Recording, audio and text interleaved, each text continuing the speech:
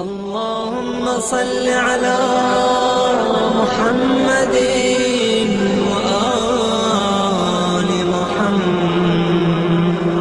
اعوذ باللہ من الشیطان اللعین الرجیم. بسم اللہ الرحمن الرحیم.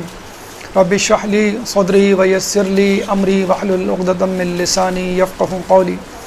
ان اللہ وملائکتہ یصلون علی النبی یا ایھا الذین آمنوا صلوا علیہ وسلموا تسلیما.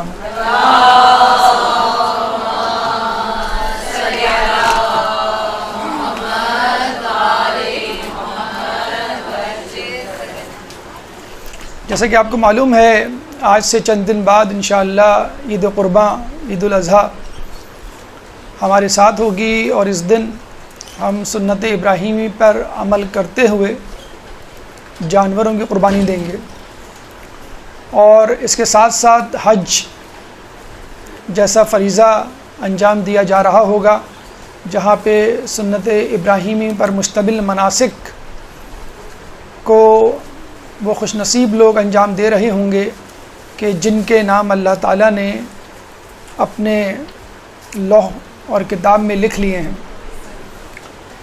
دیکھا جائے تو یہ عید قرباں اس لحاظ سے مختلف ہے کہ عید الفطر مومنین کے لیے تحفہ ہے کہ تم تھک گئے ہو روزے رکھ کر شب داریاں کر کے، اور یہ انعام ہے اب تم خوب سو، خوب آرام کرو، خوب کھاؤ پیو.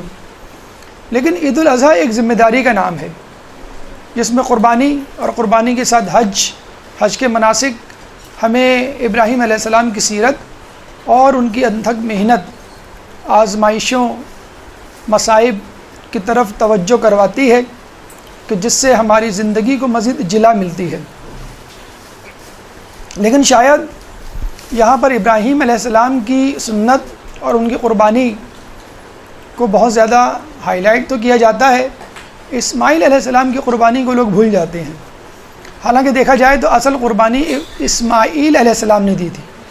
ابراہیم علیہ السلام تو ذابح تھے، ذبح کرنے والے تھے. مذبوح یا ذبیحہ کون تھا؟ اسماعیل علیہ السلام تھے.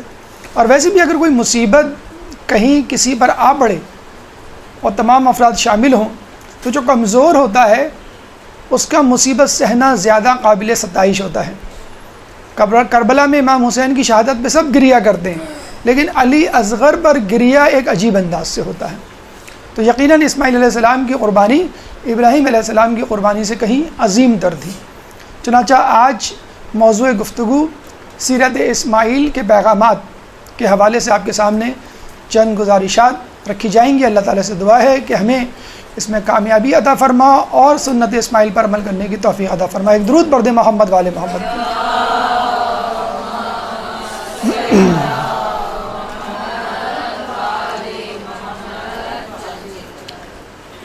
سیرت اسماعیل سیرت ابراہیم کی طرح بہت سارے عجیب غریب موڑ نشیب و فراز لیے ہوئے ہے، اور ہر موڑ ایک پیغام دیتا ہوا نظر آتا ہے.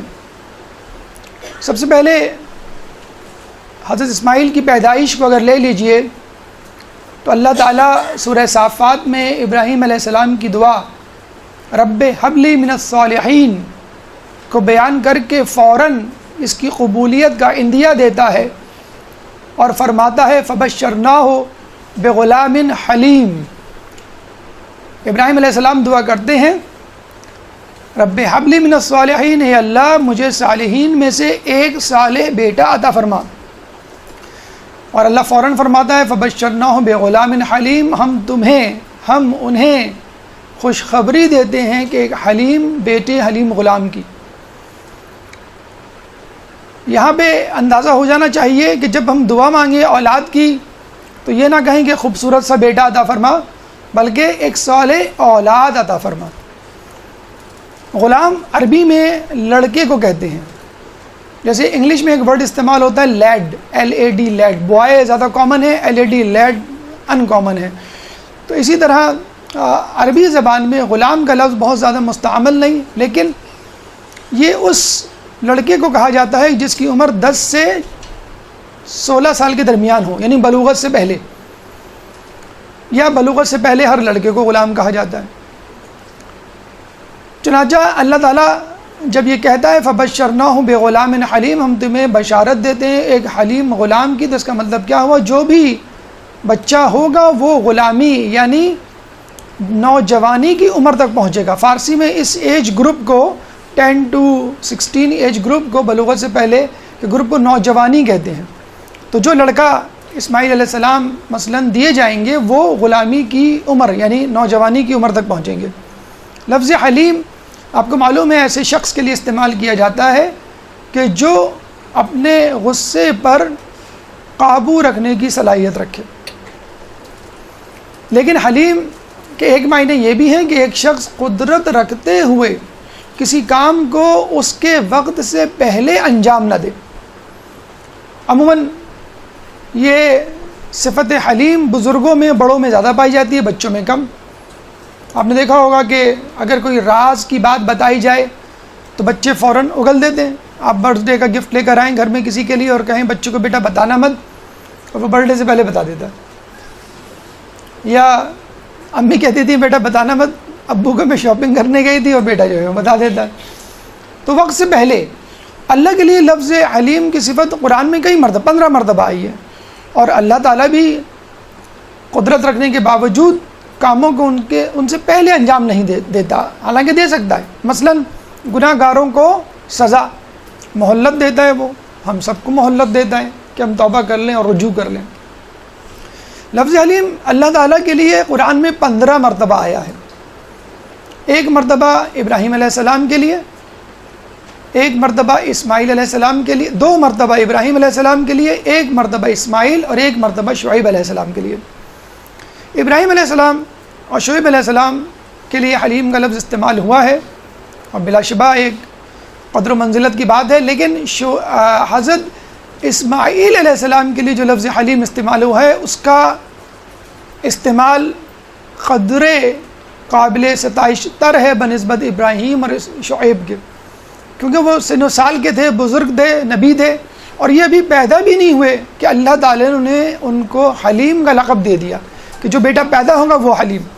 وقت سے پہلے اگر کسی کی صفت گنوا دی جائے تو اس کا مطلب ہے بدرجہ اولا اس میں موجود ہے، اور اگر اللہ گنوائے، اللہ بتلائے، تو اس کا مطلب ہے جو القاب لوگوں میں مشہور ہو جائیں ان کی ایک الگ بات ہے، اور جو لقب خود اللہ دے چاہے اس کی صفت کا ظہور نہ ہو، اس کا مطلب ہے وہ بدرجہ عدم اس میں وہ موجود ہے۔ ابراہیم علیہ السلام کو نہ صرف اسماعیل علیہ السلام جیسی اولاد عطا ہوئی بڑھاپے میں، بلکہ اسحاق علیہ السلام بھی عطا ہوئے۔ اللہ تعالیٰ نے ابراہیم علیہ السلام کے اس شکر کو سورہ ابراہیم قرآن کا 14واں سورہ آیت نمبر 39 میں اس طرح فرمایا ہے، الحمدللہ الذی وہب لی علی الکبر اسماعیل و اسحاق ان ربی لسمیع الدعاء، کہ اللہ کا شکر ہے کہ جس نے مجھے اس بزرگی میں، اس ضعیفی میں اسماعیل اور اسحاق عطا کیے، بے شک میرا رب بہت سننے والا ہے۔ یہ دونوں اولادیں ابراہیم علیہ السلام کی نہایت بڑھاپے میں حاصل ہوئی تھیں۔ ابراہیم علیہ السلام کی شادی بی بی سارہ سے 37 سال کی عمر میں، 37 ایئرس کی عمر میں ہوئی تھی۔ پیغمبر لاحج کی بیٹی تھی بی بی سارہ، نہایت متمول، مثل ختیجہ کہ ساری دولت انہوں نے ابراہیم علیہ السلام کے حوالے کر دی تھی، اور ابراہیم علیہ السلام نے ساری دولت مہمان نوازی اور لوگوں کی خدمت میں لٹا دی تھی۔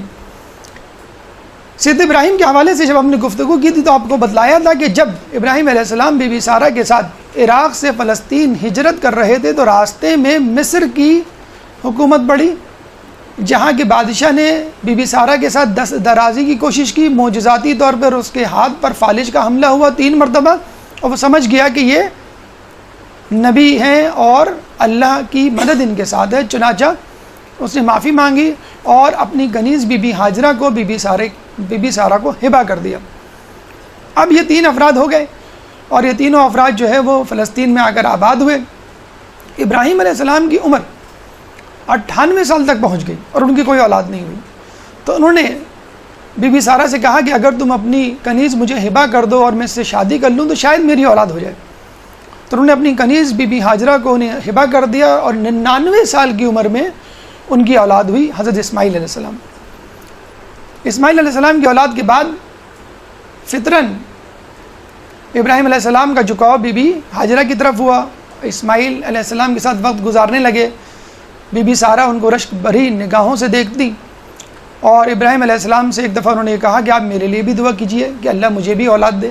ابراہیم علیہ السلام نے ان کے لیے بھی دعا کی، اور ابراہیم علیہ السلام کو بی بی سارہ کے بطن سے اللہ تعالیٰ نے 112 سال کی عمر میں اسحاق علیہ السلام دیے۔ چنانچہ دونوں اولادیں بڑے سن و سال میں حاصل ہوئیں، لیکن اس سے ملتی جلتی مثالیں تاریخ میں موجود ہیں، اور زکریا علیہ السلام نے یوں کہہ لیجئے ابراہیم علیہ السلام کا بھی ریکارڈ توڑا۔ 120 سال کی عمر میں ان کو جو ہے وہ یحییٰ علیہ السلام عطا ہوئے، اور ان کی دعا بھی ملتی جلتی مورلیس وہی تھی جو ابراہیم کی تھی۔ جیسے ابراہیم نے کہا رب حبلی من الصالحین، اے اللہ مجھے صالحین میں سے ایک صالح بیٹا عطا کر۔ تو زکریا علیہ السلام نے کہا رب حبلی من لدنک ذریۃ طیبۃ، اے اللہ مجھے ایک اپنی ذریت، میری ذریت سے ایک پاک و پاکیزہ فرزند عطا کر۔ چنانچہ اللہ تعالیٰ نے ان کو عمران علیہ السلام کے ہم زلف تھے۔ یہ عمران علیہ السلام کی شادی حنہ سے ہوئی تھی، اور ان کی شادی زکریا علیہ السلام کی شادی اشیاء سے ہوئی تھی، اور دونوں بہت ہی متمول گھرانے کی خاتون تھی۔ عمران علیہ السلام کو اللہ تعالیٰ نے مریم عطا کی تھی، پھر زکریا علیہ السلام جب بی بی مریم کو دیکھتے تھے تو انہوں نے دعا کی تھی، تو اللہ تعالیٰ نے ان کو یحییٰ علیہ السلام عطا کیے تھے۔ تو یہاں بھی یہ پیغام ہمیں ملتا ہے کہ اللہ کی رحمت سے مایوس نہیں ہونا چاہیے۔ اللہ کے یہاں دیر ہے اندھیر نہیں۔ اور دوسری بات یہ ہے کہ اللہ تعالیٰ اگر کوئی دیر کرتا ہے کسی کام میں تو یقیناً اس میں کوئی مصلحت ہوتی ہے۔ ایک پیغام ڈرتے ڈرتے ہم یہ بھی کہہ سکتے ہیں کہ اگر اولاد نہ ہو اور واقعی کوئی جینوئن پرابلم ہو تو عورت کو اپنے شوہر کو دوسری شادی کی اجازت دے دینی چاہیے۔ اس کی حمایت میں بہت زیادہ نہیں کہیں گے، پتھراؤ کا خطرہ ہے، ایک درود پڑھ دیں محمد والی اللہم صلی علی محمد۔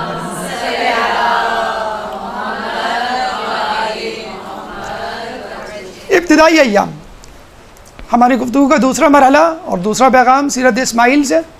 جیسے کہ آپ نے دیکھا بی بی سارہ نے جب ابراہیم علیہ السلام کا جھکاؤ بی بی ہاجرہ اور اسماعیل علیہ السلام کی طرف دیکھا، پہلے بی بی ہاجرہ کی طرف، اور جب ان کی بھی اولاد ہو گئی تو بی بی جو ہے وہ دیکھتی تھی کہ اسماعیل علیہ السلام کی طرف۔ اب ظاہر سی بات ہے وہ بڑے بیٹے تھے، اب بڑا بیٹا جو ہے وہ باپ کا جانشین ہوا کرتا ہے، تو اسماعیل علیہ السلام کو غالباً یا حقیقتاً زیادہ چاہتے تھے وہ۔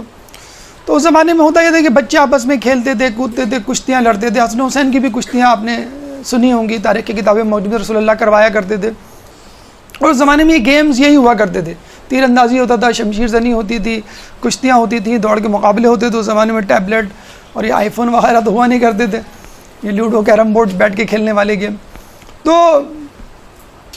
ایک دفعہ اسحاق علیہ السلام اور اسماعیل علیہ السلام کی کشتی ہوئی تو اسماعیل علیہ السلام جیت گیا۔ جیسے کہ ہمارے یہاں ہوتا ہے جو جیت جاتا ہے ریسلر اس کا ہاتھ پکڑ کے اٹھاتا ہے یا اس کے قریب کرتا ہے، تو ابراہیم علیہ السلام نے پیار سے اسماعیل علیہ السلام کو اپنی گود میں بٹھا لیا اور اسحاق علیہ السلام کو اپنے برابر میں بٹھا لیا۔ بس یہ منظر بی بی سارہ سے دیکھا نہ گیا، اور وہ غصے میں آئیں اور کہنے لگیں کہ کیا یہ بات نہیں طے ہوئی تھی کہ آپ دونوں کو برابر کی محبت دیں گے؟ اور گویا پھر انہوں نے ایک فیصلہ سنا دیا کہ ہاجرہ کو مجھ سے دور لے جاؤ۔ وہ کہتے ہیں کہ ایک دیہاتی کی کسی پڑھی لکھی خاتون سے شادی ہوئی تو اس سے انگلش وہ سیکھتا تھا تھوڑی تھوڑی، تو اس نے کہا کہ یہ تمہارے باپ کو میں کیا کہوں انگلش میں؟ تو اس نے کہا فادر ان لا۔ کہ تمہاری ماں کو میں کیا کہوں؟ کہیں گے مدر ان لا۔ اچھا تمہاری بہن کو؟ اس نے کہا سسٹر ان لا۔ اچھا تمہارے بھائی کو؟ اس نے کہا برادر ان لا۔ کہیں اور تم کو؟ آئی ایم دا لا، میں خود قانون ہوں۔ تو عورت کے منہ سے یا بیوی کے منہ سے جو نکل جائے وہ قانون ہوتا ہے۔ اب ابراہیم بیچارے دو لوگوں کے درمیان پریشان تھے، میں کس کو ناراض کروں کس کو راضی کروں۔ بہرحال نبی تھے، معصوم تھے، اللہ تعالیٰ سے جو ہے انہوں نے رجوع کیا کہ مجھے کیا کرنا چاہیے۔ تو یہاں پہ ایک پیغام جو ہمیں ملتا ہے کہ یاد رکھ لیجئے جو ناکام لوگ ہوتے ہیں ان کی زندگی میں پریشانیاں تو آتی ہیں، لیکن جو کامیاب لوگ ہوتے ہیں ان کی زندگی میں ناکام لوگوں سے زیادہ پریشانیاں آتی ہیں۔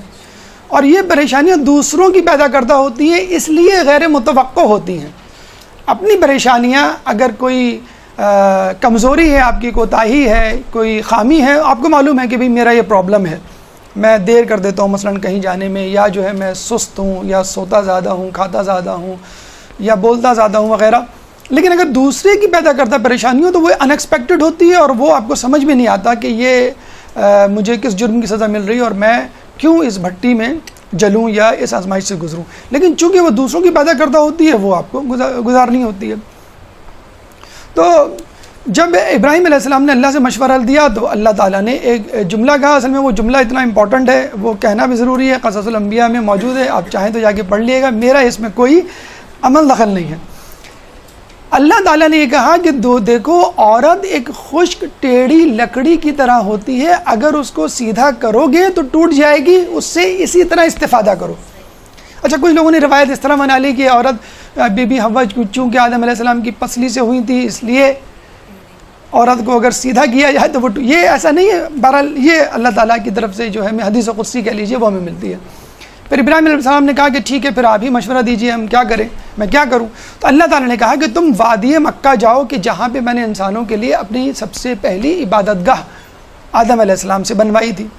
بس یہاں سے ابراہیم علیہ السلام کا سفر بی بی ہاجر اور اسماعیل کے ساتھ مکہ کی طرف شروع ہوتا ہے۔ یہاں سے ہمیں ابراہیم علیہ السلام اسماعیل علیہ السلام کے حوالے سے تیسرا سبق ملتا ہے۔ ایک درود پڑھ دے محمد والے محمد۔ اللہم صلی اللہ علیہ وسلم۔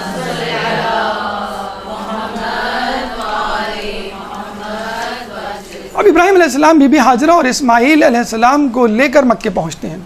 جب مکے پہنچتے ہیں تو گھوپ اندھیرا، صحرا، گرمی، نہ آدم نہ آدمزاد، نہ پانی نہ سبزہ، نہ مونس و غمخوار، کچھ بھی نہیں، بس یہ تین افراد۔ ابراہیم علیہ السلام کو تو شاید کسی حد تک معرفت ہوگی، لیکن بی بی ہاجرہ کے لیے تو بالکل سب کچھ نہیں آتا۔ فلسطین جیسا علاقہ، سرسبز، شاداب، ٹھنڈا پہاڑی علاقہ، اور کہاں مکے کی تپتی ہوئی دھوپ۔ اچھا، وہاں اس وقت خانہ کعبہ موجود نہیں تھا، تو کچھ بھی نہیں تھا سمجھ لیجئے۔ زائرین حجاج اکرام، کبھی کوئی احتمال نہیں تھا کہ شاید وہ آ جائیں، کبھی وقفے سے تو کوئی بقائے حیات کا آسرا ہو جائے۔ بی بی ہاجرہ نے جب یہ دیکھا تو ابراہیم علیہ السلام کو کہا کہ آپ ہمیں کہاں چھوڑے جا رہے ہیں؟ نہ پانی ہے، نہ سبزہ ہے، نہ دودھ دینے والے حیوان ہیں، نہ کوئی غمخوار، نہ مونس، کچھ بھی تو نہیں ہے یہاں پہ۔ ابراہیم علیہ السلام نے بس ایک جملہ کہا کہ مجھے خدا نے یہ حکم دیا ہے۔ اور وہ کیا بیوی تھی، کیا شریک حیات تھی کہ اس نے ایک شکن ماتھے پہ لانا گوارا نہیں کی، اور یہ کہا کہ اگر اللہ نے کہا ہے تو اللہ ہمیں اپنے حال پہ نہیں چھوڑے گا۔ یہ بہت اہم دعا ہے جو خود رسول اللہ مانگا کرتے تھے کہ لا تکلنی الی نفسی طرفا عینا، کہ اللہ مجھے پلک جھپکتے ہوئے بھی میرے اپنے نفس پہ نہیں چھوڑنا۔ اور ہم کیا کہتے ہیں؟ امی مجھے اپنی مرضی سے پہننے دیں، ابو مجھے اپنی مرضی سے دوستیاں کرنے دیں، میں اپنی مرضی سے اسکول کا انتخاب کروں، میں اپنی مرضی سے شریک حیات کا انتخاب۔ تو یہ کیا ہے؟ اپنی مرضی یا اپنا نفس یا میں یا انا یا ایگوئزم، اس کو تو رسول اللہ نے سب سے پہلے چھوڑا کہ پلک جھپکنے کے لیے بھی بھئی آج کیا کھانا ہے، آج جو ہے وہ چکن کڑھائی کھانے کا جی چاہ رہا ہے، جی چاہنا تو ہے ہی نہیں اسلام میں۔ اللہ کیا کہتا ہے، تسلیم و رضا کیا کہتی ہے کہ آگے آپ کے سامنے کیا موجود ہے بس مجھے۔ تو یہ مغرب کا بہت بڑا سلوگن ہے اس وقت جو بچوں کو بگاڑا جا رہا ہے وہاں پر، کہ تم یہ نہ دیکھو تمہارے دوست کیا کہہ رہے ہیں، تم یہ نہ دیکھو تمہارے ماں باپ کیا کہہ رہے ہیں، بلکہ تم یہ بھی نہ دیکھو کہ اسلام یا تمہارا ریلیجن کیا کہہ رہا ہے، تم کیا کہہ رہے ہو، تمہارا جی کیا چاہ رہا ہے، جو کہ آپ کو یقین ہے نفس کو جب آپ کھلا چھوڑ دیں گے تو وہ شیطان کی چراگاہ بن جائے گا۔ بہرحال ابراہیم علیہ السلام نے جب یہ کہا تو انہوں نے لبیک کہا اور یہ کہا کہ بس مجھے یقین ہے کہ اگر اللہ کا یہ کہنا ہے، اللہ کا یہ حکم ہے، تو اللہ ہمیں اپنے حال پہ نہیں چھوڑے گا، کچھ نہ کچھ ہمارا بندوبست ہو جائے گا۔ ابراہیم علیہ السلام یوں سمجھ لیجیے نم آنکھوں سے جو ہے وہ گزرتے ہیں، اور جب ٹیلہ ذی طوا، وہ سمجھ لیں مکے کی آخری حد، جیسے کراچی کا ٹول پلازا ہے، یہاں جا کر کراچی ختم ہو جاتا ہے، اب تو سنا شاید بڑھ گیا ہے، تو وہاں جا کر انہوں نے پیچھے دیکھا اور دعا کی اللہ تعالیٰ سے، ربنا انی اسکنت من ذریتی بواد غیر ذی زرع عند بیتک المحرم۔ کیا کہا؟ ربنا انی اسکنت، اے اللہ، اے ہمارے رب، میں نے اپنی ذریت میں سے چند لوگوں کو یہاں چھوڑا، من ذریتی، کہاں پہ چھوڑا؟ بے وادن غیر ذی زرعن، ایسی وادی میں جو غیر زراعت پذیر ہے، بنجر ہے۔ پھر فوراً ان کو خیال آیا، گویا ارے اللہ کا گھر بھی تو یہاں ہے، عند بیتک المحرم، تیرے محترم گھر میں۔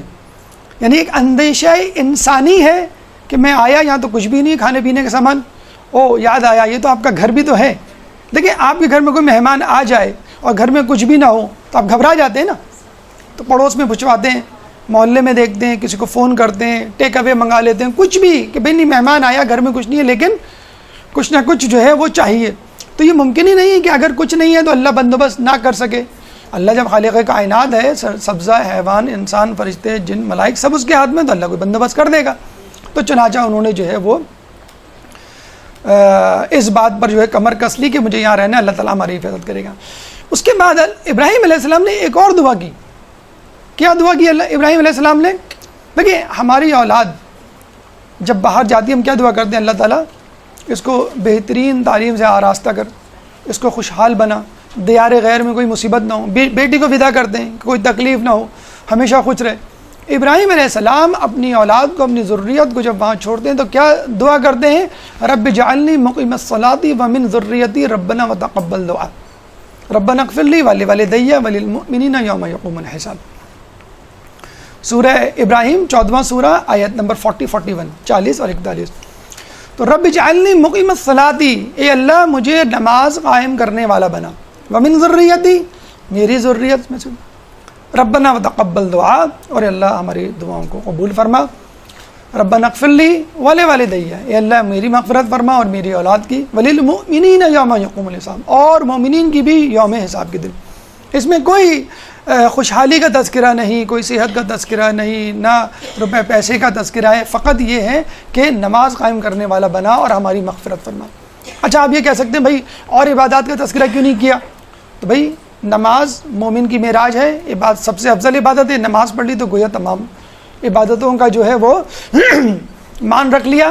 گناہوں سے پرہیز کی کوئی دعا کیوں نہیں مانگی؟ ان الصلاۃ تنہی عن الفحشاء والمنکر، بے شک نماز برائیوں سے روک دی، تو نماز کی دعا کر لی تو آپ نے تمام چیزوں کی دعا کر لی۔ بہرحال یہاں پہ آگے ہمیں ایک سبق ملتا ہے کہ انسان اگر ہجرت کرے تو خدا کے لیے کرے، تبلیغ دین کے لیے، ایمان کو بچانے کے لیے کرے۔ دیکھیں آپ نے بہت سنا ہوگا کہ لوگ جو ہے کراچی سے میلبورن جا رہے ہیں، وینکوور جا رہے ہیں اور ٹورنٹو جا رہے ہیں، لیکن ابھی سنا کوئی میلبورن سے کراچی آ رہا ہو؟ میں کراچی آنا چاہتا ہوں آسٹریلیا سے، پاکستان کے، پاگل ہوئے ہو؟ تمہاری عقل ماری گئی ہے؟ میلبورن سے کراچی آ رہے ہو؟ ابھی 140 کنٹریز کا ایک سروے ہوا ہے، the most livable country in the world, 140 countries کا، تو میلبورن آسٹریلیا کا نمبر 1 آیا ہے، اور کینیڈا کا جو ہے وہ جو کیلگری ہے وہ 5ویں نمبر پہ ہے۔ کینیڈا کے 3 سٹیز ہیں، آسٹریلیا کی 3 سٹیز ہیں، کراچی کا کون سا نمبر ہوگا؟ ہم جہاں بھی پوچھتے ہیں لوگ کہتے ہیں سر یہ بتائیں کتنوں کا سروے ہوا تھا؟ ہم نے کہا 140، بس قریب ہوگا 140 میں، 134واں نمبر ہے، 134 کراچی جہاں ہم رہ رہے ہیں۔ ہمارے دوست ہیں کیلگری میں، بہت تڑپتے ہیں، بہت فون کرتے ہیں میں کراچی آنا چاہتا ہوں، میں کراچی آنا چاہتا ہوں۔ ہم نے فوراً ویب سائٹ جہاں پہ یہ نیوز پڑھی تھی ان کو ای میل کر دی کہ بھئی ہمارا کراچی جہاں تم آنا چاہتے ہو 134 نمبر پہ ہے اور تمہارا کیلگری نمبر 5 ہے، اب بولو۔ تو اس نے کہا میں سہولیات کی بات نہیں کر رہا، میں روحانیت کی بات کر رہا ہوں۔ درود پڑھ دیں اپنے ہی توفیقات میں سب بلند کریں۔ اللہم صلی اللہ علیہ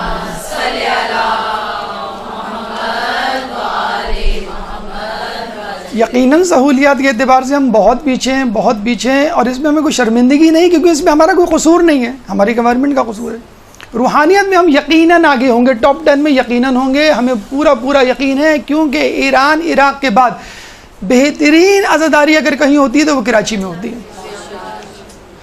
تو سہولیات کے اعتبار سے ٹھیک ہے، لیکن روحانیت کے اعتبار سے لوگ کتنا سوچتے ہیں کہیں مائیگریٹ کرنے کو، اسٹیٹس کے حوالے سے، تعلیم کے حوالے سے، دنیاوی جہلال کے حوالے سے، لیکن دینداری کے حوالے سے بہت کم لوگوں کو۔ ہاں آتے ہیں گھبراتے ہوئے باہر ممالک سے کراچی، کیوں؟ بچیاں بڑی ہو رہی ہیں، یا لڑکا بڑا ہو گیا۔ بھی لڑکا بڑا ہو گیا تو کیا ہوا کہ لڑکی ڈھونڈنے آئے اس کے لیے کراچی یا پاکستان۔ تو بہرحال روحانیت، مذہبیات اور اقدار کے حوالے سے ہم کہیں گے ہمارا کراچی، ہمارا پاکستان بہت بلندر، ہمیں اس بے فخر ہے۔ اب آئیے تیسری طرف، ابھی ان کی ابتدا تھی کن کی؟ جناب اسماعیل کی. اور آپ نے دیکھ لیا جناب اسماعیل کا جو بچپن تھا، ہم جو کہتے ہیں نا حسن و حسین نے اتنے مصائب کیسے سہے. تو کربلا جو ہے وقت کرتا ہے پرورش برسوں، حادثہ ایک دم نہیں ہوتا. ٹھیک ہے، تو کربلا میں جو حسین نے قربانی دی تھی اس کے مقدمات تھے جو ہم نے دیکھے اہل بیت پہ ظلم کی صورت میں. مولا کائنات کے اوپر ظلم ہوئے، بی بی سیدہ پہ ظلم ہوئے، اور اپنی آنکھوں سے دیکھے، بچپن سے دیکھے، تو ان کو عادت تھی مصائب سہنے کی. تو اسماعیل علیہ السلام نے بچپن سے مصائب اور آزمائشیں دیکھ لی تھی، اب ان کو عادت تھی مصائب سہنے کی. اب یہاں پہ چوتھا مرحلہ شروع ہوتا ہے، چوتھا موڑ آتا ہے آپ کی زندگی کا، بہت ہی جسے کہتے ہیں ٹرننگ پوائنٹ، ٹوسٹ ایک زندگی میں آیا اور زندگی 180 ڈگری پہ تبدیل ہو گئی. اور وہ ہے زمزم کی دریافت. صبح ہوئی، گرمی ہوئی، شدت بڑھی، حرارت ہوئی، بھوک پیاس نے آ لیا، بچہ تڑپنے لگا، اسماعیل علیہ السلام ایڑیاں رگڑنے لگے، اور بی بی ہاجرہ جو ہے وہ پانی کی تلاش میں نکلی. دیکھیں سنسان بیابان، ہمارے ہاں عورت ایک بچہ گھر میں اکیلے ہوں تو بھی پریشان ہوتے ہیں، ارے بھائی کسی کو چھوڑ جاؤ ساتھ، ہوتا ہے کہ نہیں ہوتا ہے؟ باہر جائیں تو اور بھی پریشان. ایسی جگہ نہ آدم زاد، کوئی ایک جاننے والا بھی نہیں، اور عربوں کی غیرت و حمیت تو بہت مشہور ہے. کس طرح چھوڑا ہوگا ابراہیم علیہ السلام نے، کس طرح گئے ہوں گے؟ ابھی بھی جو حج پہ گئے ہیں آپ ان سے پوچھ لیجئے، 2-3 مرتبہ فون کرتے ہیں، بچہ کیا کر رہا ہے، بچے نے کیا کھایا، بچہ اسکول گیا تھا، دیر تو نہیں ہو گئی تھی، ماسی آئی تھی، اس نے کپڑے دھوئے تھے. کتنے فون آتے ہیں روزانہ. ابراہیم علیہ السلام کیا فون، کیا SMS، کیا انٹرنیٹ، کچھ بھی تو نہیں تھا. بیچارے گدھے پہ سوار ہو کے فلسطین سے مکے آیا کرتے تھے، گاہے بگاہے وہ بھی چند لمحوں کے لیے بیٹھتے تھے اور واپس چلے جاتے تھے. بی بی سارا دیکھ رہی ہوتی تھی ٹائم، کہاں گزارا، اتنے دن جانے میں لگے، اتنے دن آنے میں، اتنے دن رہ گئے. بعض اوقات تو گدھے پہ بیٹھے بیٹھے حال پوچھ کے چلے جایا کرتے تھے. یہ حالت تھی ابراہیم. یہ بھی ایک بہرحال 200 کروں کے درمیان ابراہیم علیہ السلام زندگی بہرحال ایک آزمائش. تو جناب ہاجرہ پانی کے لیے دوڑی، صفا پہ گئیں، پہاڑ پہ کھڑی ہوئی، چاروں طرف دیکھا، مروہ کے پہاڑ پہ، صفا و مروہ 2 پہاڑ ہیں. صفا صفی اللہ سے نکلا ہے، آدم علیہ السلام کا لقب، آدم علیہ السلام وہاں پر آئے تھے، نازل ہوئے تھے. اور مروہ اورا سے نکلا ہے، حوا علیہ السلام ایک روایت کے مطابق وہاں ہوئی تھی، ایک روایت کے مطابق جدہ میں، جب اس کو جدہ کہتے ہیں. تو مروہ پہاڑی کے دامن میں چمک نظر آئی، پانی ہے جیسے وہاں پہ. وہ آپ نے پڑھا ہوگا میراج یا اسراء کہ جب پانی روشنی کی شعائیں جب ریفریکٹ ہوتی ہیں ڈینسر سے لائٹر میڈیا تو ڈفلیکٹ ہوتی ہیں. جب بہت زیادہ ڈفلیکشن ہو جائے تو لائٹ اسی میڈیم میں واپس آ جاتی ہے، یعنی ریفلیکشن میں انعکاس میں تبدیل ہو جاتا ہے. تو وہاں پہ ان کو وہ چمک نظر آئی، سمجھے پانی وہ بھاگتی ہوئی گئی مروہ کے دامن میں، پانی نہیں تھا. پھر مروہ پہاڑ پہ چڑھی، چاروں طرف دیکھا تو پتہ چلا کہ صفا کے دامن میں پانی نظر آ رہا ہے. پھر وہاں بھاگی گئی، پھر لگا کہ وہاں پانی نہیں ہے. پھر صفا کی چوٹی پہ کھڑی ہوئی، چاروں طرف دیکھا، پانی نظر نہیں آیا. پھر دیکھا کہ مروہ کے پہاڑ، اس طرح 7 مرتبہ چکر لگائے. اور پھر جب اسماعیل علیہ السلام کی رونے کی آوازیں بہت زیادہ بلند ہوئیں تو بیچاری مایوس ہو کر واپس آنے لگیں. جب آئیں تو دیکھا وہاں پہ چشمہ پانی کا ابل رہا ہے. آپ نے کہا زمزم، اللہم صلی علی محمد. آپ نے کہا زمزم یعنی رک جا، اور وہ پانی ایسا جاری ہوا کہ اب تک نہیں رکا. اللہ نے کہا نہیں، میں نہیں روکوں گا اس کو، ہمیشہ جاری رکھوں، اب تک وہ زمزم جاری ہے. اچھا، اس قسم کے واقعات معجزات ہمیں دیگر افراد معصومین انبیاء کے ساتھ بھی ملتے ہیں. مولا علی ایک دفعہ جب کوفے میں گئے تو وہاں پہ انہوں نے کنواں کھودا تھا. بیت علی آپ گئے ہوں گے تو وہاں پہ کنواں آپ کو ملا ہوگا، اس کنویں پہ اب پائپ لگا دیا گیا ہے، اندر سے بند ہے، باہر اس کا پانی جو ہے مل جاتا ہے، آپ اس کو پی سکتے ہیں. وہ بھی جاری ہے ساری، ماشاءاللہ وہ بھی میٹھا پانی ہے، پینے کے قابل ہے، اور زمزم بھی. آج تک اس میں کوئی پرابلم نہیں ہوئی. لوگ کہتے ہیں آج کل ایسے معجزات کیوں نہیں ہوتے؟ تو آج کل ایسے لوگ بھی موجود نہیں ہیں کہ معجزات ہوں. کراچی والے بورنگ کا پانی، کنویں کا پانی پی رہے ہیں. پاکستان کی 20 کروڑ آبادی کو 20 کروڑ آبادی میں سے 5 کروڑ آبادی کو آرسینک پوائزننگ کا خطرہ ہے. یہ ابھی نئی رپورٹ آئی ہے، بہت دل ہلا دینے والی.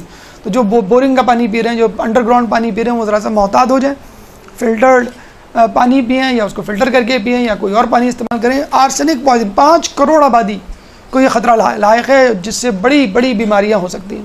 بہرحال ایک وظیفہ ہم نے سنا ہے، پڑھا نہیں ہے، لیکن بہرحال لگ یہی رہا ہے کہ کام کر جائے گا. آپ بھی استعمال کر لیجئے کہ پانی پینے سے پہلے سورہ فاتحہ کا اس پہ دم کیجئے اور اس کو خضر علیہ السلام کو ہدیہ کر دیجئے. خضر علیہ السلام کی حکومت پانی پر ہے، تو انشاءاللہ اس پانی سے آپ کو کوئی عارضہ لاحق نہیں ہوگا. ایک درود پڑھ دیں محمد والے محمد.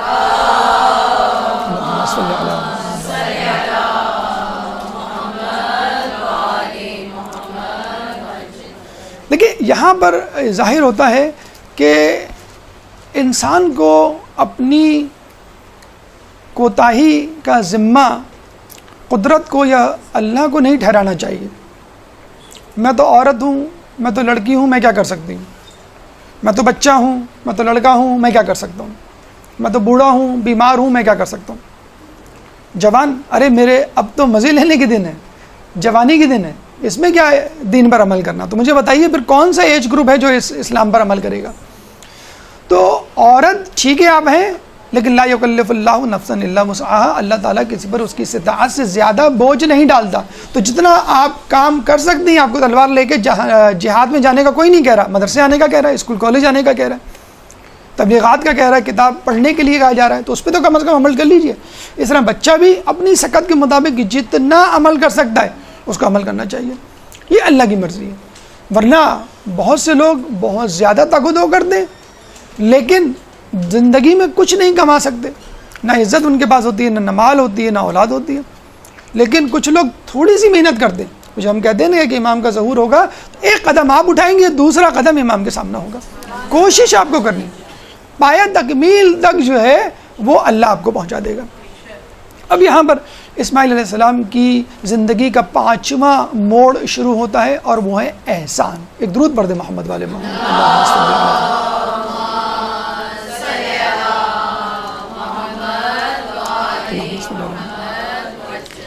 اسماعیل علیہ السلام، اچھا جب لوگوں نے دیکھا یہاں پانی ہے، پرندے آ گئے ہیں، گھیرا دار رہے ہیں اور اوپر اڑ رہے ہیں، تو لوگ پرندوں کو دیکھ کر وہاں اس جگہ پہنچ جایا کرتے تھے جہاں پہ ان کے جھنڈ ہوا کرتے تھے. تو قبیلہ جرہم، یمنی قبیلہ جو ہے وہاں سے گزر رہا تھا، اس نے وہاں پڑاؤ ڈالا، پانی پیا، سیراب ہوا، اور بی بی ہاجرہ کو جو ہے وہ کچھ تحفے تحائف کھانا وانا دیا، اور پھر یہ کہا کہ اگر آپ کہیں تو ہم یہاں مستقل رہ جائیں. انہوں نے کہا رہ جاؤ، اگر چاہتی تو اس پوری زمین پہ قبضہ کر لیتی، کرائے پہ دیتی اور کرایہ لیتی بڑے مزے سے. اچھا یہ بھی انہوں نے آفر کی کہ آپ جو ہے وہ پانی لے لیں، پانی دے دیں ہم کو، اور ماہانہ اس کے اخراجات لے لیں. یہ بھی ایک آفر دی، بڑے آرام سے قبول کر سکتے. ہمارے یہاں 2 پراپرٹی ہوں، 2 گھر ہوں، کیا کرتے ہیں، گھر میں رہتے ہیں، گھر جو ہے کرائے پہ دے دیتے. اللہ اللہ خیر صلی اللہ. ہمارے ایک دوست جو ہیں وہ دبئی گئے، ان کا لفٹ کا کاروبار تھا، جس بلڈنگ میں رہتے تھے ہائی رائز بلڈنگ تھی، خراب ہوئی، اس کی لفٹ ٹھیک کر دی، دوسری مرتبہ خراب ہوئی، پھر ٹھیک کر دی، کوئی پیسے نہیں لیے. انہوں نے کہا بس ٹھیک ہے، ہم آج سے آپ کے گھر کا کرایہ بھی نہیں لیں گے. تو اب وہ دبئی میں فری رہ رہے ہیں. تو بہرحال اسماعیل علیہ السلام جو ہے وہ ان سے جب کہا کہ انہوں نے آفر قبول نہیں کیا، کہ نہیں پانی تو اللہ کی طرف سے ہے، ہمیں بھی ایسے اللہ نے دیا ہے، یہ ہماری طرف سے آپ کو بالکل عام ہے، فری ہے، کوئی اس میں لینے کی بات نہیں ہے. تو روزانہ کام کاج پہ جاتے تھے. اچھا اس زمانے میں کوئی جاب واب کا مسئلہ تو ہوتا نہیں تھا کہ منتھلی بیسس پہ ایک جاب ہو جائے، بالکل سی وی دیں، اور بالکل روزانہ کی بنیاد پہ باہر نکلنا پڑتا تھا اور کام کی تلاش میں جانا پڑتا تھا. کبھی مویشی چرایا کرتے تھے، کبھی جو ہے وہ شکار کیا کرتے تھے. اس طرح جو ہے وہ اپنی گزر بسر جو ہے وہ کیا کرتے تھے. تو یہاں یہ کہنے کا مقصد ہے کہ اہل بیت اور اہل بیت کے ماننے والے، انبیاء اور انبیاء کے چاہنے والے پانی کو اور ضروریات زندگی کو ہمیشہ عام کرتے ہیں، اس کی ذخیرہ اندوزی نہیں کرتے. جنگ صفین میں جب مولا کائنات کا اور ان کے ساتھیوں کا قبضہ ہوا فرات پہ، تو کیا کیا انہوں نے، خود بھی استعمال کیا اور دشمن کی فوجوں کو بھی سیراب کیا. لیکن جب حاکم شام کے لوگوں کا قبضہ ہوا تو بس اپنی فوج کو سیراب کیا، مولا کی فوج کو انکار کر دیا. پھر مولا کے لوگوں نے حملہ کر کے اس کو چھڑوایا اور پھر بعد میں اپنے پاس رکھا تاکہ دونوں کو پانی ملتا رہے. کربلا میں کیا ہوا، جب تک مولا حسین کے پاس دریا کا پانی تھا آپ سبوں کو سیراب کرتے تھے، دشمن کی فوجوں اور فوجوں کے جانوروں تک کو سیراب کرتے تھے. لیکن جب پانی بند ہوا، ان کے قبضے میں گیا، تو انہوں نے مولا کی فوجوں کو، امام مظلوم کی فوج کو سیراب کرنا بند کر دیا. خلیفہ سویم کو جب باغیوں نے گھیرا تو پانی کس نے پہنچایا، حسن و حسین نے، مولا علی کے کہنے پر. بھیگا ہوا کپڑا جو وہ اندر پھینک دیا کرتے تھے، اس کو نچوڑ کے جو وہ پانی کے قطرے حلق میں ٹپکایا کرتے تھے، اور اس سے جو ہے ان کی سانس اور زندگی کی آس جو ہے وہ باقی تھی. لیکن یہاں پہ کیا ہو رہا ہے؟ یہاں پہ پانی پہ جھگڑا ہو رہا ہے. جب ہم دیکھتے ہیں نا کراچی 134 رینک پہ آنے کے باوجود، موسٹ کرپٹ کنٹری ہونے کے باوجود پاکستان خبروں میں رہتا ہے. کیوں خبروں میں رہتا ہے؟ یہاں پہ ہمارے پاس پانی ہے، اور پانی بھی کون سا؟ گرم پانی. کینیڈا، امریکہ، یورپ، آسٹریلیا وغیرہ کی طرح سرد پانی نہیں جو فروزن ہو جاتا ہے سردیوں میں 6 مہینے، اور پانی کے جہاز نہیں چل سکتے. یہاں کارگو شپ سال بھر چلتے ہیں کیماڑی پہ اور پورٹ قاسم میں اور گوادر میں، اس لیے امپورٹنٹ لوکیشن ہے ہماری. تو یہاں پہ جو پانی ہے اس کے لیے تگدو ہو رہی ہے. اس کے لیے رشیا آیا تھا 1970s 80s میں یہاں پر حملہ کرنے کے لیے، اور اس پانی پہ قبضہ کرنے کے لیے. آئندہ ہونے والی جنگ پانی ہی پر ہوگی. تو پانی ہمارے، اچھا چلیں یہ تو غیروں کی بات، انڈیا کی بات لے لیں مثلاً، وہ پانی بند کر دیتا ہے جب سیلاب آتا ہے تو چھوڑتا ہے، یعنی یا تو بند کرتا ہے یا پھر چھوڑ دیتا ہے کہ سیلاب آ جائے. لیکن خود ہم کیا کر رہے ہیں؟ صوبے آپس میں لڑ رہے ہیں ڈیمز بنانے پر، اور لوگ ہم کو کہہ رہے ہیں ڈیم فول. یہ لوگ اس قابل ہی نہیں ہے کہ یہ ترقی کریں. جب ایک دوسرے سے پانی پہ آپ لڑتے رہیں گے، ایک دوسرے پہ شک کریں گے، اعتماد کریں گے، امریکہ اور یورپ سے اعتماد کی بھیک مانگیں گے کہ ہمیں امداد نہیں اعتماد چاہیے، تو پہلے آپ اعتماد بین صوبین پیدا کریں نا، انٹرا پروونشنل ایک ٹرسٹ پیدا کریں، تب آپ کہیں جا کے ترقی کریں گے. بہرحال یہ وہ احسان تھا جو اسماعیل علیہ السلام نے کیا. حل جزاء الاحسان الا الاحسان. اگر احسان کا بدلہ احسان ہے، اور وہ احسان کا بدلہ بندوں سے نہ ملے، انسانوں سے نہ ملے، یا اس پہ جس پہ کیا ہے، تو اللہ تعالیٰ اس کا احسان دیتا ہے، اور وہ اللہ تعالیٰ کے ہاں قیامت کے لیے کے دن تک کے لیے محفوظ ہے. اب آئیے یہ دیکھتے ہیں کہ جب پانی نکلا، آبادی ہوئی، مویشی جمع ہوئے اور شہر آباد ہوا، تو بی بی ہاجرہ اسماعیل علیہ السلام کے راحت کے دن شروع ہوئے. لیکن جسے کہتے ہیں نا کہ جب دانت ہوتے ہیں تو چنے نہیں ہوتے، جب چنے ہوتے ہیں تو دانت نہیں ہوتے. تو بی بی ہاجرہ کے جب راحت کے دن شروع ہوئے تو اسی وقت اللہ تعالیٰ نے ان کو اپنے پاس بلا لیا، اور وہ جسے کہتے ہیں کہ اسماعیل علیہ السلام کا صحرا نہ دیکھ سکیں یا اچھے دن نہیں دیکھ سکیں. اسماعیل علیہ السلام نے ان کو جو ہے اپنی میزاب رحمت خانہ کعبہ کے قریبی دفن کر دیا. باپ ان کے تھے نہیں، فلسطین میں تھے. اب جو ہے وہ ماں بھی جدا ہو گئی. تو یہ حالات اسماعیل علیہ السلام نے بچپن میں دیکھے. اب وہ یکا یک بالکل جیسے کہتے ہیں کہ بالکل تنہا تھے، کوئی ساتھی نہ تھا. تو لوگوں نے ان سے شادی کی درخواست کی، بھئی آپ شادی کر لیں، نہ آپ کے باپ آپ کے ساتھ ہیں، نہ ماں ساتھ ہیں، نہ کوئی بہن بھائی ہے آپ کا. تو انہوں نے قبیلہ جرہم کی عورت سے شادی کی. قبیلہ جرہم کے لوگوں نے ان کو فری ہینڈ دیا تھا، آپ کی مرضی، آپ جس عورت سے چاہیں شادی کریں. دیکھیں یہ ہوتا ہے تقویٰ، یہ ہوتا ہے اخلاق کا معیار، کہ کوئی شخص جو ہے وہ انکار، بلکہ ہر شخص یہ چاہتا تھا کہ یہ ہمارے قبیلے، ہمارے خاندان کی بیٹی یا لڑکی لے لیں. چنانچہ انہوں نے ایک لڑکی سامہ سے کا جو ہے وہ انتخاب کیا اور اس کے ساتھ رہنے لگے. اس دوران ابراہیم علیہ السلام جو ہے وہ آئے اور دیکھا کہ اسماعیل علیہ السلام جو ہے وہ وہاں پر موجود نہیں ہے، اور ایک عورت موجود ہے ان کے گھر میں. ان سے پوچھا کہ بھئی تمہارا شوہر کہاں گیا ہے؟ تو انہوں نے کہا میرا شوہر جو شکار پہ گیا. اور جب سامہ سے پوچھا کہ تمہارا شوہر کیسا ہے، تمہاری کیسی گزر بسر ہو رہی ہے، تو سامہ نے جو ہے وہ شکوے شکایت کرنی شروع کر دی، شوہر کی برائیاں کرنی شروع کر دی. تو ابراہیم علیہ السلام نے جب یہ تمام رودات سنی تو جاتے ہوئے کہا کہ اپنے شوہر کو کہنا کہ اپنی چوکھٹ بدل لے، اپنے گھر کی چوکھٹ بدل لے. جب یہ چلے گئے تو سامہ نے جو ہے اس بد اخلاق بیوی نے جناب اسماعیل سے تمام رودات کو بتائی اور کہا کہ ایسا ایسا ہوا تھا، ایسا شخص آیا. تو اس نے جاتے ہوئے یہ کہا ہے کہ اپنی چوکھٹ بدل لینا. تو اسماعیل علیہ السلام نے اس سامہ عورت کو طلاق دے دی. پھر بعد میں جو ہے وہ دوسری شادی کی اسی قبیلے سے، اور الحمدللہ وہ بیوی بہت ہی با اخلاق تھی. ابراہیم علیہ السلام چند مہینے کے بعد دوبارہ آئے تو دیکھا ایک دوسری عورت ہے، اور پوچھا کہ تم کون ہو؟ تو اس نے کہا کہ میں اسماعیل کی بیوی ہوں. کہا وہ کہاں گئے؟ کہ شکار پہ گئے. کہ کیسی گزر بسر ہو رہی ہے؟ تو اس نے بہت تعریف کی. حالانکہ دن نہیں بدلے تھے، بہت زیادہ تبدیلی نہیں آئی تھی کسی حوالے سے، لیکن اس نے بہت تعریف کی اور کہا کہ اللہ کا شکر ہے کہ بہت اچھی گزر رہی ہے. تو ابراہیم علیہ السلام نے جاتے ہوئے کہا کہ تم اپنے شوہر کو کہنا جب واپس آئے کہ ایک شخص آیا تھا، اس نے کہا کہ تم اپنی گھر کی چوکھٹ کی حفاظت کرنا اور اس کا احترام کرنا. اب یہاں پہ ہمیں ایک میسج ملتا ہے، وہ یہ ملتا ہے کہ اگر بیوی اچھی ہو تو نہ صرف یہ کہ اس سے محبت کی جائے بلکہ اس کا احترام کیا جاتا ہے، کہ احترام بزرگوں کا کیا جاتا ہے. لیکن اگر قابل قدر شخصیت بیوی کی صورت میں موجود ہو تو اس کا احترام کرنا چاہیے. چنانچہ اسماعیل علیہ السلام نے اپنی بیوی کی قدر و قیمت اور اس کی منزلت اور اس کا احترام پہلے سے زیادہ شروع کر دیا. ایک درود پڑھ دیں محمد والے محمد. صلی اللہ علیہ وسلم۔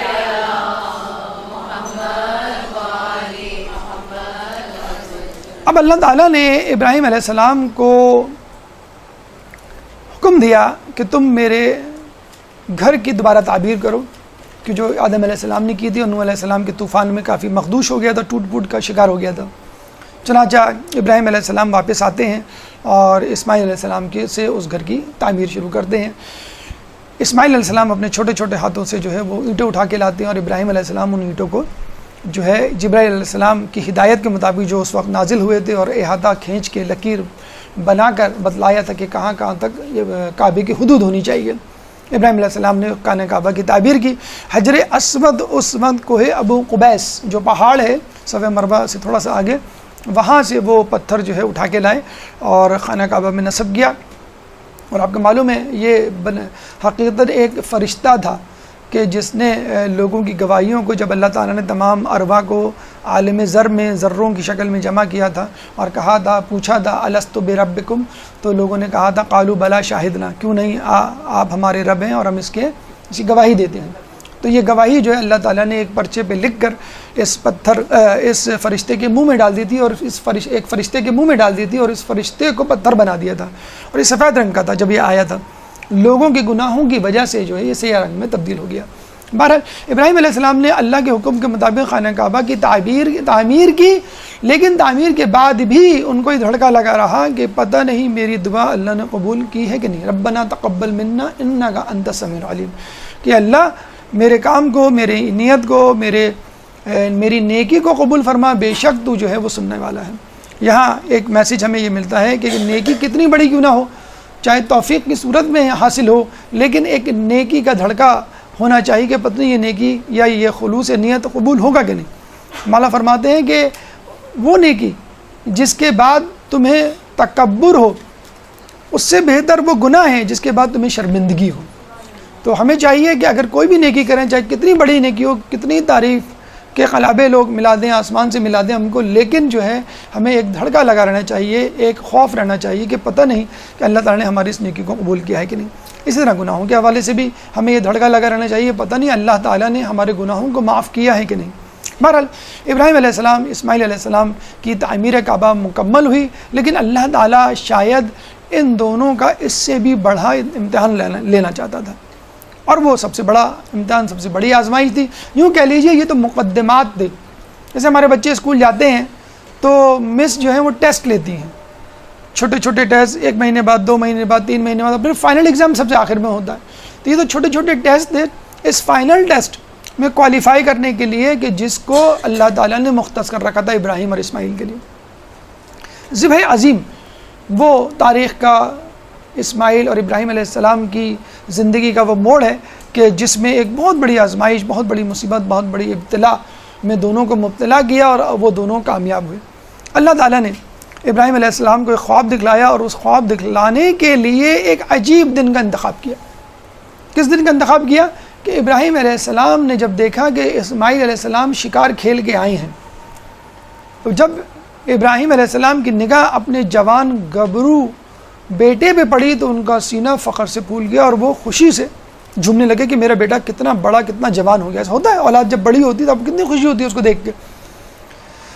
جس دن انہوں نے اسماعیل علیہ السلام کو اس نظر سے دیکھا، شفقت پدری جو ہے وہ جوش میں آئی۔ اللہ نے اسی دن، اسی رات ان کو خواب دکھلا دیا کہ میں اپنے بیٹے اسماعیل کو ذبح کر رہا ہوں۔ 8 ذی الحج کا دن تھا جب انہوں نے یہ خواب دیکھا، پریشان ہوئے کہ یہ کیسا خواب ہے۔ دوسرے دن، اسی لیے اس کو یوم تربیہ کہا جاتا ہے، دوسرے دن یعنی 9 ذی الحج کو پھر دوبارہ یہ خواب دیکھا۔ اب ان کو معرفت ہو گئی کہ ہاں اللہ تعالیٰ مجھ سے کچھ چاہتا ہے۔ اس دن کو یوم عرفات کہا جاتا ہے۔ تیسرے دن خواب دیکھا تو انہوں نے یہ تہیہ کر لیا، فیصلہ کر لیا کہ اب میں جو ہوں وہ اپنے بیٹے اسماعیل کو ذبح کروں گا۔ اب یہ جاتے ہیں اسماعیل علیہ السلام، ظاہر سی بات ہے ان کی مرضی بھی لینی تھی اسماعیل علیہ السلام کے پاس، اور کہتے ہیں کہ میں نے خواب دیکھا ہے، اور خواب یہ ہے کہ میں تمہیں ذبح کر رہا ہوں۔ تو اسماعیل علیہ السلام نے ایک فرما بردار بیٹے کو جو کرنا چاہیے تھا وہی کیا، اور وہی جواب دیا، بہت خوبصورت جواب دیا، جس کو قرآن نے سورہ صافات آیت نمبر 102 میں جو ہے وہ ضبط کیا ہے کہ ایک درود پڑھ دیں محمد والے محمد، اللہم صلی علی محمد۔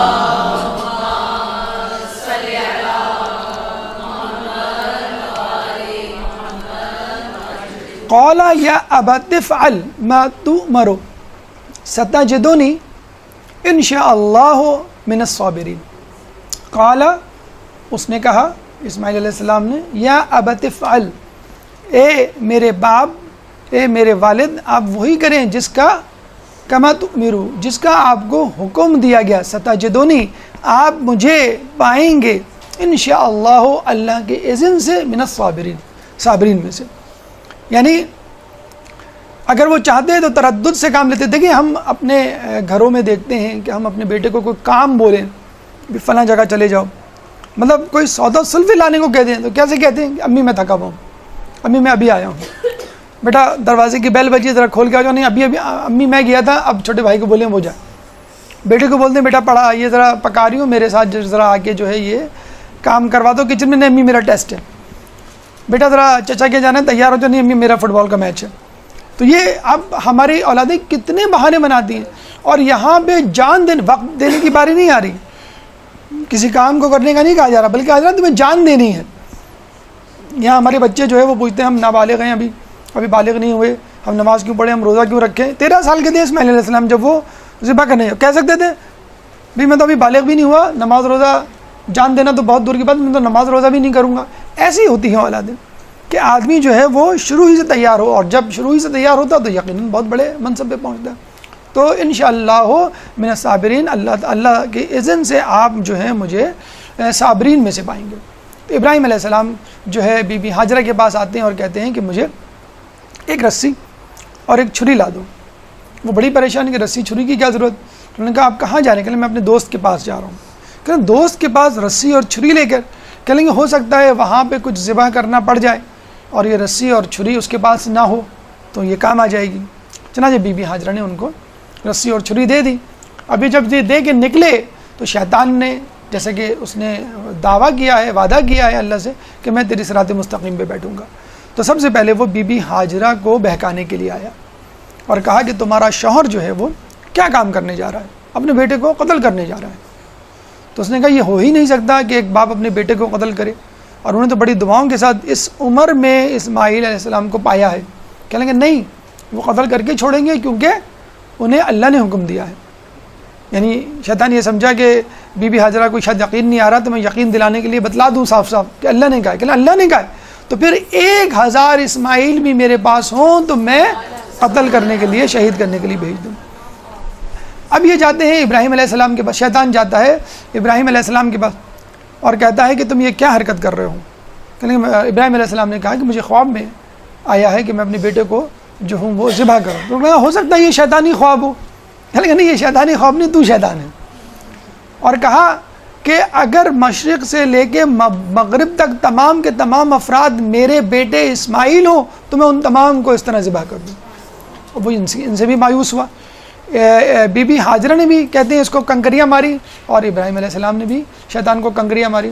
اب یہ گیا اسماعیل علیہ السلام کے پاس، اور اسماعیل علیہ السلام کے پاس جا کے کہا کہ تمہارا باپ تمہارے ساتھ کیا کرنے جا رہا ہے، تم کو ذبح کرنے جا رہا ہے، تم کو جو ہے وہ قتل کرنے جا رہا ہے، تم جو ہے منع کر دو، تم جو ہے انکار کر دو۔ تو اسماعیل علیہ السلام نے کہا کہ اگر یہ اللہ کا حکم ہے تو میں اللہ کے لیے جان دینے کے لیے تیار ہوں۔ چنانچہ شیطان جو ہے وہ ہاتھ مل کر کفی افسوس مل کر چلا جاتا ہے۔ جہاں پر شیطان نے بی بی ہاجرہ کو بہکایا تھا، بہکانے کی ورغلانے کی کوشش کی تھی، آج اس مقام کو جمرہ وسطیٰ کہا جاتا ہے، جہاں پہ حاجی سب سے پہلے کنکریاں مارتے ہیں۔ پھر ابراہیم علیہ السلام کو جہاں بہکایا تھا اس کو ہم کہتے ہیں جمرہ اولا، جہاں پہ دوسرا ستون ہے اور وہاں پہ ہم کنکریاں مارتے ہیں۔ اور جہاں پہ اسماعیل علیہ السلام کو بہکایا تھا اور انہیں کنکریاں ماری تھیں اس کو کہتے ہیں جمرہ اخرى، کہ جہاں پر جو ہے وہ کنکریاں ماری جاتی ہیں۔ آج حاجی رمی کرتے ہیں یہاں پر۔ تو آپ یہ دیکھ لیجئے، پہلی بات تو یہ کہ آپ کو کبھی بھی اوور کانفیڈنس کا شکار نہیں ہونا چاہیے۔ اگر آپ یہ کہیں گے بھئی میں متقی پرہیزگار ہوں، میں باحجاب ہوں، میں بارش ہوں، میں نمازی پرہیزگار ہوں، تو یقین کیجئے کہ اللہ نے جو شیطان کو یہاں بھیجا ہے تو شیطان نے اللہ کو یہی کہا تھا کہ میں تیری صراط مستقیم پہ بیٹھوں گا، تو وہ نیک لوگوں ہی کے لیے تو آیا ہے کہ ان کا راستہ روکے۔ تو جب وہ نبی کے پیچھے پڑ سکتا ہے اور آخر وقت تک پیچھے پڑ سکتا ہے، خلیل اللہ کے پیچھے پڑ سکتا ہے، تو ہم جیسے عام افراد جو ہیں وہ کس گنتی میں شمار ہوتے ہیں؟ دوسری بات یہ ہے کہ آپ جتنا کچھ کر سکتے ہیں وہ کیجئے، جیسچر کے طور پہ، ٹوکن کے طور پہ، علامت کے طور پر، کہ اللہ کو احساس ہو جائے۔ کچھ لوگ کہتے ہیں نا کہ بھئی یہ آپ جب زیارت پڑھتے ہیں امام زمانہ کی تو کیا سر پہ ہاتھ رکھتے ہیں، قدم آگے بڑھاتے ہیں، تو اس کی کیا ضرورت ہے؟ بھئی اور زیارتوں میں آپ سیدھے سیدھے کھڑے رہتے ہیں کہ نہیں ہمیں ذرا جوش کیا کریں، جوش کا مظاہرہ کیا؟ بس سیدھے سیدھے کھڑے رہیں، جوش اپنے دل میں رکھیں گے، ضرورت تھوڑی دکھانا۔ کہیں گے دیکھیں جب آپ کمرے میں داخل ہوتے ہیں تو آپ کا بچہ جو جھولے میں ہوتا ہے، تھکے ہوئے ہوتے ہیں آپ، جیسے آپ کو دیکھ کے ایک دم سے لپکتا ہے آپ کی طرف، تو آپ سب کچھ بھول جاتے ہیں، فوراً اس کو گود میں لیتے ہیں، اس کے لپکنے کی وجہ سے گود میں لیتے ہیں۔ اگر وہ بیٹھا ہوا ہو خاموشی تو آپ خاموشی سے جب اپنی تھکن اتار چکے ہوں تب اس کو گود میں لیں گے۔ تو اگر آپ امام کے نام پر ایک دم سے تڑپیں گے، لپکیں گے، تو انشاءاللہ امام آپ کے لشکر میں، اپنے لشکر میں ضرور شامل کریں گے۔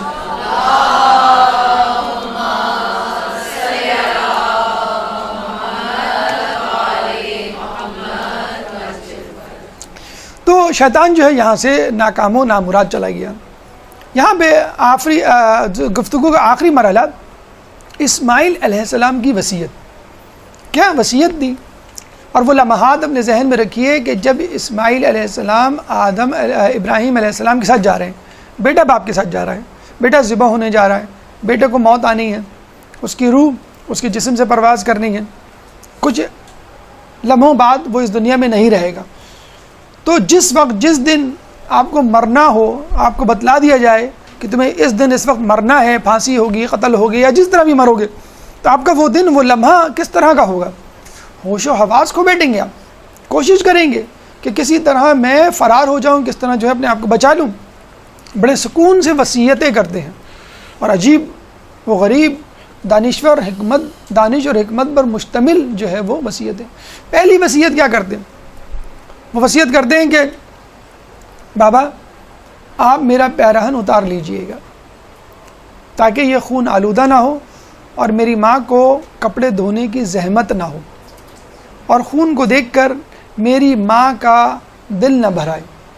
ہمارے کیا ہوتا ہے، بچے کپڑے گندے کر کے بڑے فخر سے اتار کے ماں کی طرف پھینکتے ہیں کہ امی اس کو دھو دیں، اور ویسے بھی ہمارے یہاں تو ویسے میڈیا کمپین چلا رہا ہے، داغ تو اچھے ہوتے ہیں۔ تو وہاں جان جا رہی ہے، لیکن بچے کو یہ خیال ہے، اولاد کو، کہ میرے والدین زحمت میں نہ پڑیں، چاہے میری موت کا دن ہی کیوں نہ ہو۔ بی بی سیدہ نے اپنی شہادت کے دن کپڑے دھوئے تھے، کھانا پکایا تھا کہ میری شہادت میں لوگ اتنے غمزدہ نہ ہوں کہ بھول جائیں میرے بچوں کو، اور کھانا اور کپڑے جو اندھلے رہ جائیں۔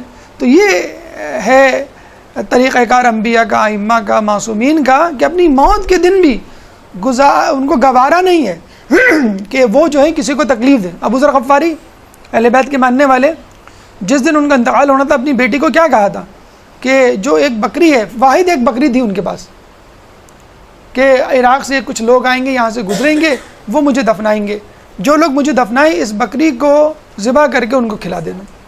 تو لوگ جاتے جاتے بھی جو ہے لوگوں پہ احسان کر کے جاتے ہیں۔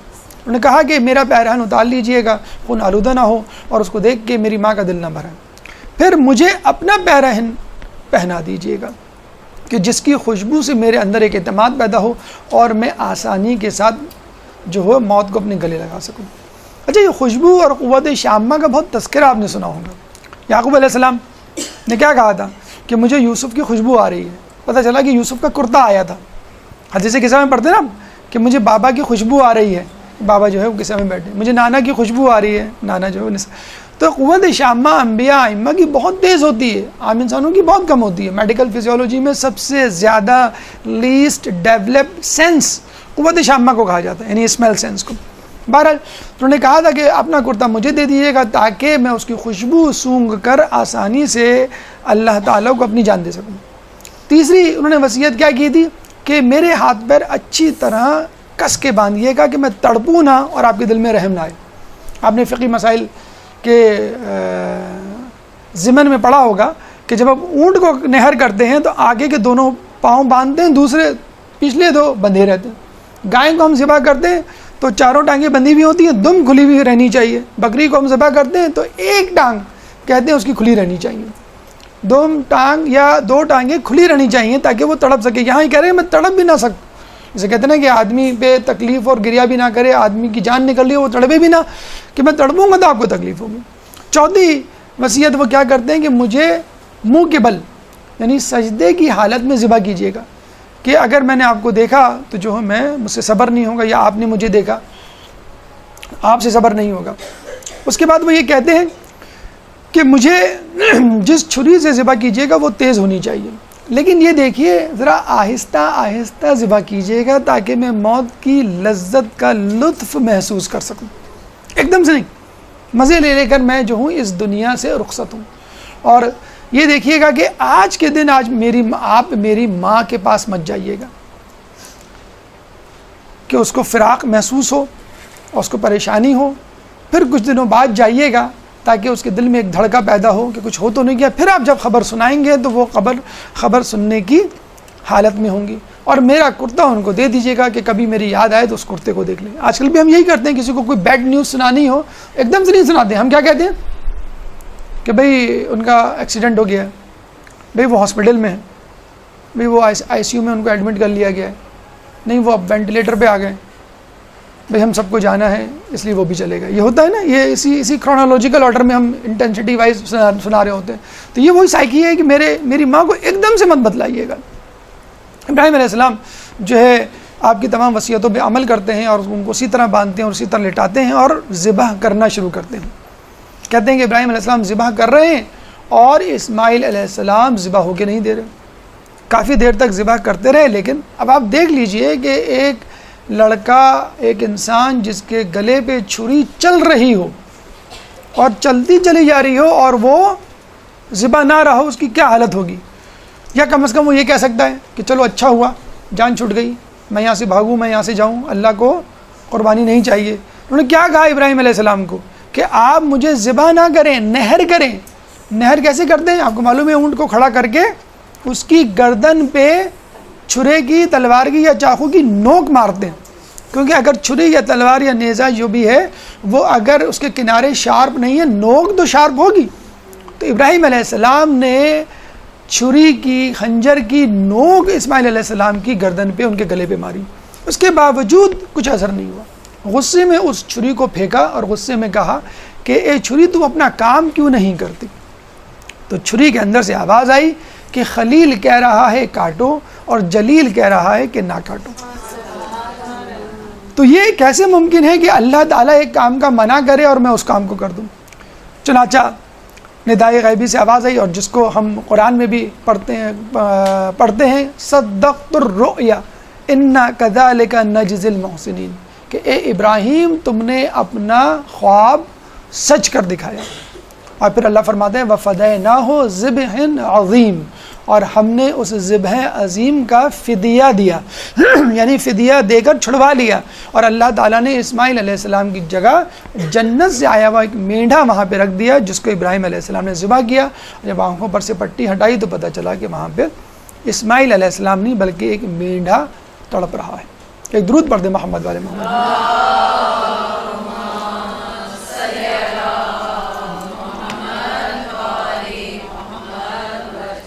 یہاں پر آ کر ہم ابراہیم علیہ السلام کو مخاطب کر کے کہیں گے ابراہیم، جس علی کے شیعہ ہونے پر تم نے فخر کیا تھا، اس علی کے بیٹے اور اس کے بیٹے کے بیٹے نے کربلا میں جو قربانی دی، اگر تم دیکھ لیتے اش کر اٹھتے. ابراہیم تم نے فقط ایک بیٹے کی قربانی دی، یہاں حسین نے 72 لاشوں کو اللہ کی راہ میں قربان کیا. ارے تم نے تو اپنی آنکھوں پر پٹی باندھ لی تھی، یہاں پہ حسین کھلی آنکھوں سے علی اصغر کو ذبح ہوتے ہوئے دیکھ رہے ہیں. اور ابراہیم اسماعیل کے بعد تمہاری باری نہیں آئی، یہاں 72 لاشوں کے بعد خود حسین کو بھی ذبح ہونا پڑا. غریب سادہ و رنگی ہیں داستان حرم، ہے انتہا اس کی حسین ابتدا ہیں اسماعیل. کہتے ہیں علامہ اقبال نے جب یہ شعر لکھا تو اس شعر کو لکھنے سے پہلے لفظ غریب کا ترجمہ مفتی اعظم مصر سے پوچھوایا، تو مفتی اعظم مصر نے کہا کہ غریب اس کو کہتے ہیں کہ جو اپنے وطن میں نہ ہو، اور پھر نیچے ایک نوٹ لکھا کہ سب سے زیادہ غریب وہ ہوتا ہے جو اپنے قبیلے والوں سے اپنا تعارف کروائے اور قبیلے والے اس کو پہچان نہ پائیں۔ الا لعنۃ اللہ علی القوم الظالمین سیعلمون الذین ظلموا ای منقلب ینقلبون۔